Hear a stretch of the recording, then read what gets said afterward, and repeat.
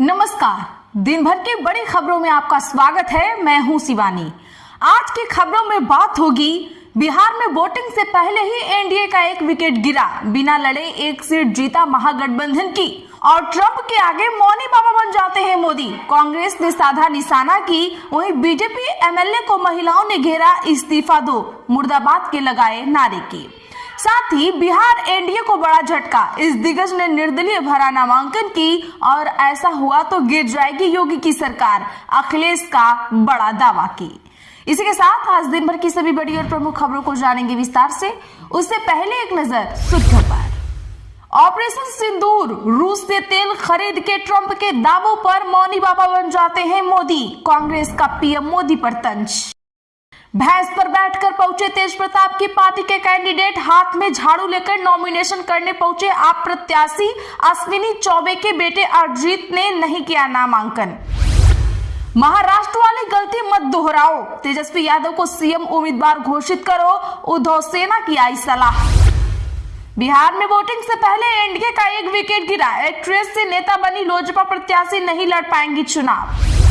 मौनी बाबा, रूस तेल न खरीदने के ट्रंप के दावे पर जयराम रमेश ने साधा निशाना। संजय निषाद बोले सपा लाशों पर करती है राजनीति, सत्ता से बाहर होने पर याद आते हैं दलित और अल्पसंख्यक। अखिलेश यादव बोले बुल और बुलडोजर हटाने का अब समय आ गया, कानपुर में दुबे की संपत्ति पर बुलडोजर चलेगा तो पूरी सरकार गिर जाएगी।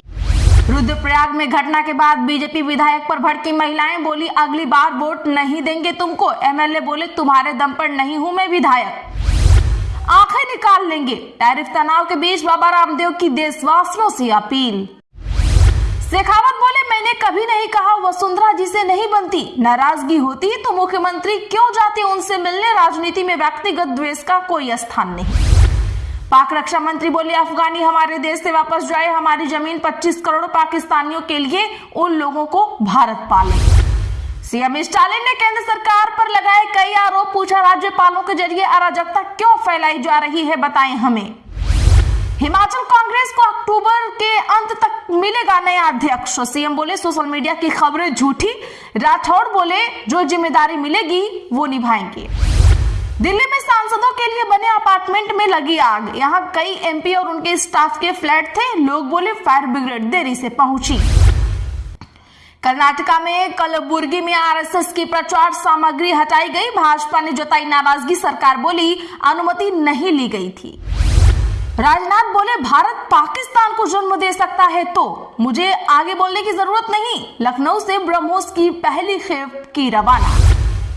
हिमाचल कांग्रेस अध्यक्ष की दिवाली के बाद हो सकती है ताजपोशी, सीएम दिल्ली से शिमला लौटे, कैबिनेट विस्तार पर भी हाईकमान से हुई चर्चा। असम में सीएम शर्मा का चौथा कैबिनेट विस्तार, बीटीसी चुनाव में भाजपा को हराने वाली पार्टी के नेता को बनाया मंत्री।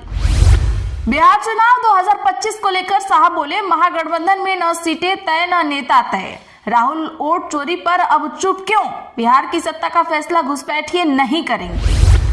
बंसीलाल की 3 पीढ़ी हरा चुके धर्मवीर चुनाव नहीं लड़ेंगे अब, भाजपा सांसद बोले बहुत लड़ लिया अब आराम चाहता हूं।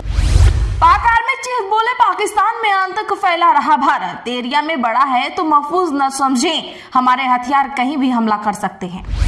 लिव इन में रहने पर पेरेंट्स को नहीं बताएगी सरकार, उत्तराखंड में यूसीसी नियमों में बदलाव की तैयारी तेज, याचिकाकर्ता बोले मुद्दों से भटकाने वाली बात है ये।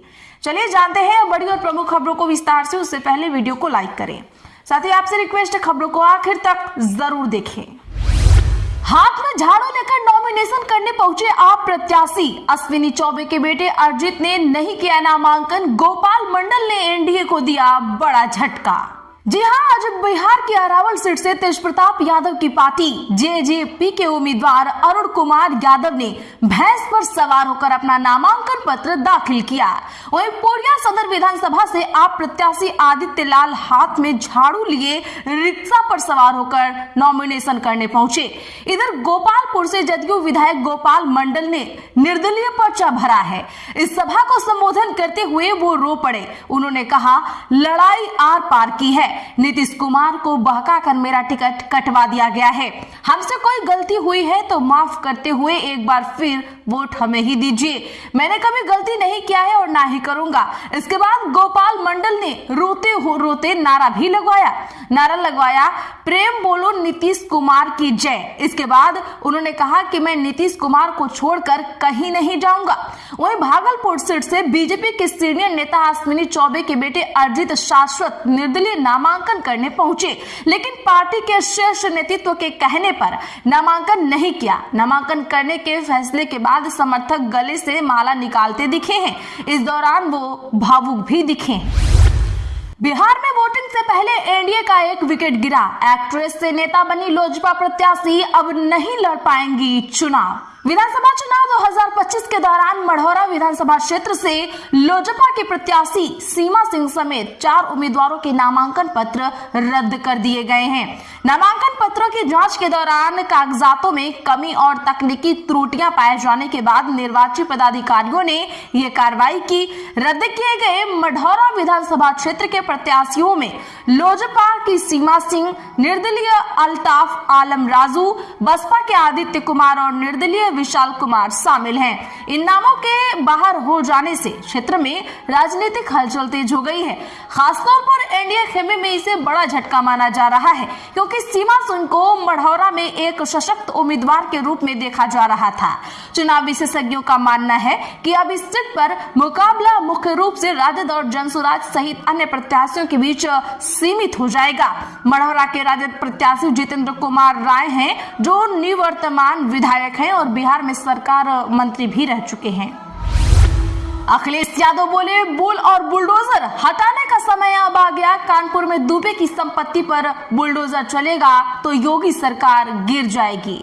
सपा मुखिया और यूपी के पूर्व मुख्यमंत्री अखिलेश यादव ने आज प्रेस कॉन्फ्रेंस की। इस दौरान उन्होंने कई नेताओं को पार्टी में शामिल भी कराया। अखिलेश ने बिना नाम लिए मुख्यमंत्री योगी पर जमकर निशाना साधा। उन्होंने कहा कि स्टार प्रचारक नहीं, स्टार विभाजक बनकर बिहार गए हैं। बिहार की जनता इन्हें कभी स्वीकार नहीं करेगी। दरअसल सीएम योगी को भाजपा ने स्टार प्रचारक बनाया है बिहार का। अखिलेश ने बिजली संकट से जुड़े एक सवाल को लेकर भाजपा सरकार पर करारा हमला बोला है। उन्होंने कहा, फुस फूल झड़ी से क्या उम्मीद करोगे? त्योहारों पर बिजली नहीं दे पा रहे हैं, अब बिजली बनाई ही नहीं तो देंगे कहां से? बिजली तो समाजवादियों की बनाई हुई है, इन्होंने तो बनाई ही नहीं। अखिलेश दुबे वाले मामले पर उन्होंने कहा, कानपुर वाले अखिलेश दुबे की संपत्ति पर बुलडोजर चलेगा तो पूरी योगी सरकार गिर जाएगी। सच्चाई ये है कि कानपुर में कोई कार्रवाई नहीं होगी। मुझे जानकारी मिली है कि नए अधिकारी इसीलिए ही भेजे गए हैं। ऑपरेशन सिंदूर, रूस से तेल खरीद के ऑपरेशन सिंदूर और रूस से तेल खरीद के ट्रंप के दावों पर मौनी बाबा बन जाते हैं पीएम मोदी। दरअसल बता दें कि अमेरिकी राष्ट्रपति डोनाल्ड ट्रंप की ओर से हालिया समय में भारत के संबंध में किए गए दावों को लेकर कांग्रेस ने आज प्रधानमंत्री मोदी पर तंज कसा।